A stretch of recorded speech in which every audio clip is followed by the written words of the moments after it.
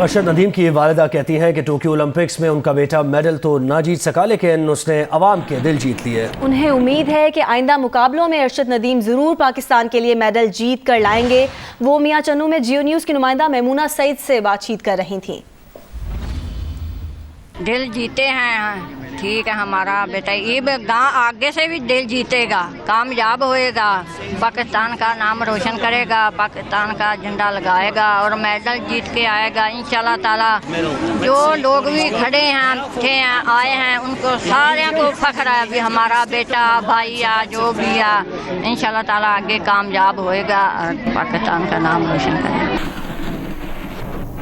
Tokyo Olympics में javelin throw के मुकाबले में गोल्ड मेडल हासिल करने वाले भारतीय खिलाड़ी नीरज चोपड़ा ने सोशल मीडिया पर 16 जून को एक पैगाम में लिखा कि टोक्यो ओलंपिक्स के लिए तमाम तैयारियां मुकम्मल कर ली गई हैं। ओलंपिक्स में हिस्सा लेने के लिए उनकी तमाम ज़रूरियात की बेहतरीन इंतजाम किए गए हैं। वो यूरोप में ट्रेनिंग कर रहे हैं। सख्त वीज़ा कवानीन के बावजूद भारतीय सिफारत खाने की कोशिशों के शुक्रगुजार हैं, नीरज ने कहा था।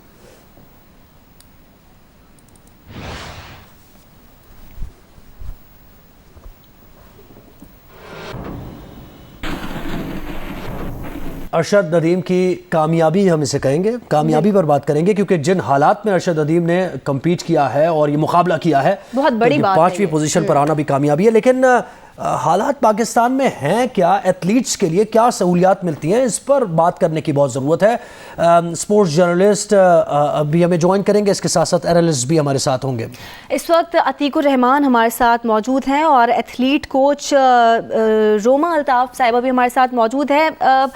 अतीक से पहले बात करेंगे। अतीक, जैसे हम पहले भी बात करें कि जैसे नामसाइद हालात हैं, उन हालात में हम देखते हैं कि ना इनविटेशन कोई कोटा होता है, ना वाइल्ड कार्ड एंट्री होती है, सिर्फ कारकर्दगी होती है। उसके बावजूद अरशद नदीम का 5वीं पोजीशन पर आना, वो दुनिया में 5वीं पोजीशन पर हैं जैवलिन थ्रो में, क्या कहेंगे? देखें, ये तो एक सच हकीकत है कि नामसाइद हालात के बावजूद जंग लगे हुए औजार, जंग लगे हुए सामान के साथ अरशद नदीम वो पाकिस्तान के वाहिद एथलीट हैं पाकिस्तान की तारीख के जिन्होंने बराह रास्त क्वालिफाई किया एथलेटिक्स इवेंट के अंदर। इससे पहले जितने एथलेटिक्स इवेंट के अंदर पाकिस्तानी एथलीट गए, या तो वो वाइल्ड कार्ड पे गए या कोटे पे गए। और जिस तरह अभी आपने बात की नीरज चोपड़ा की, भारतीय एथलीट जिन्होंने आज सोने का तमगा हासिल किया जैवलिन थ्रो के अंदर, जिस तरह उन्होंने बताया कि वो यूरोप के अंदर ट्रेनिंग हासिल की। हमारे अरशद नदीम ने कहाँ ट्रेनिंग हासिल की?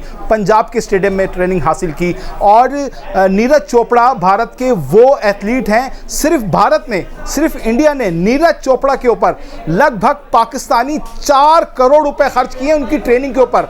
उनके लिए गैर मुल्की कोच की खिदमत हासिल की, उनको इंजरी से निजात दिलाने के लिए बड़ी बड़ी सहूलतें उनको दी, उनको यूरोप भेजा गया ट्रेनिंग के लिए।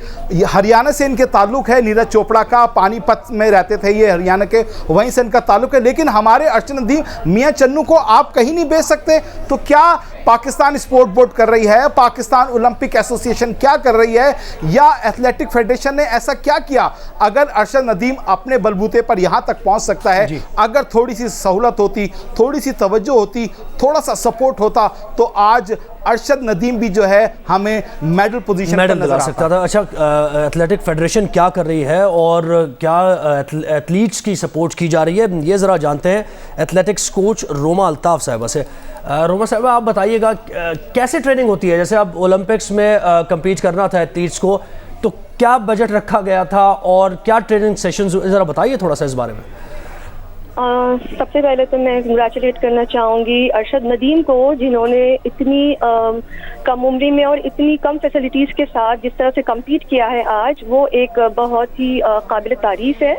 और दूसरी बात यह है कि देखिए, बात तो यह है कि बजट डेफिनेटली हम कंपेयर नहीं कर सकते हैं किसी भी दूसरी कंट्री के साथ, स्पेशली इंडिया ने जितना बजट रखा और जितना वो खर्च करे। हम अपनी जो भी लिमिटेड बजट या अपने लिमिटेड सोर्सेज के अंदर हमारे पास पाकिस्तान में खर्च किया जाता है। लेकिन सबसे बड़ी बात यह है कि हमारे साथ तो बैड लक ये होता है कि हमारे पास स्पोर्ट्स को तरजीह ही नहीं दी जाती है। अगर स्पोर्ट्स को तरजीह देना शुरू करें जो पिछले 1.5-2 साल में हमारे एथलीट्स के साथ या हमारे स्पोर्ट्समैन के साथ हुआ है कि जैसे ही कोविड का कोई भी लॉकडाउन का शोर आता है तो जी सबसे पहले स्पोर्ट्स कॉम्प्लेक्सेस को बंद कर दिया जाता है, सबसे पहले स्पोर्ट्स के लोगों के ऊपर एक आफत आती है। अब मुझे बताएं, कोविड तो सारी दुनिया में था, किस तरीके से दूसरे कंट्रीज ने कम बैक किया है? इसलिए कि उनके स्पोर्ट्स मैन को और उनके एथलीट्स को बहुत प्रायोरिटीज दी जाती हैं, उनको फैसिलिटेट किया जाता है, उनको आइसोलेशन बबल में रखकर उनकी ट्रेनिंग पे हर्ज नहीं किया जाता है। और दूसरा, आप ये बताएं कि अरशद नदीम को कितने कंपटीशन में बाहर भेजा गया? कंपटीशन जब तक नहीं खेलेगा कोई एथलीट, मुझे बताएं वो कहाँ से इंप्रूव करेगा? जबकि आप कंपेयर करेंगे तो नीरज चोपड़ा से। रोमा सॉरी मैं आपकी बात काट रहा हूँ, कौन कसूरवार है फिर? क्या Pakistan sport board, athletic federation, Pakistan Olympic association? अगर नहीं भेजा, क्यों नहीं भेजा? क्या वसाइल कम थे? पाकिस्तान स्पोर्ट बोर्ड ने अभी करोड़ों रुपए वापस किए हैं।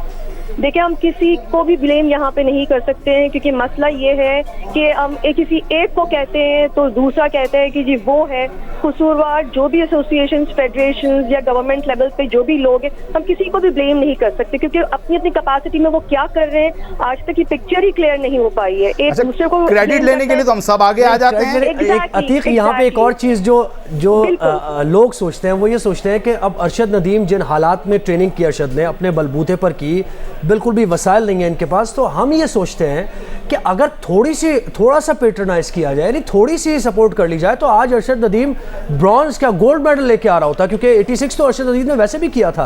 तो ये बात हमारे जहन में आती है कि थोड़ी सी अगर सपोर्ट कर ली जाए, वैसे ना की जाए। जाहिर है हमारा मुल्क ऐसा है कि इतने ज़्यादा बजट नहीं रखे जा सकते, अगर थोड़ी सी सपोर्ट हो जाए तो। और जब मुल्क के वज़ीर-ए-आज़म वो खुद खिलाड़ी हैं तो खेलों पर तवज्जो देना और बैकफुट पे खेलों को नहीं। और एक और पॉजिटिव है, जज्बा जो देखने को मिला है ना, वो जज्बा बड़ा इंपॉर्टेंट, फ्रेशर्स जज्बा है।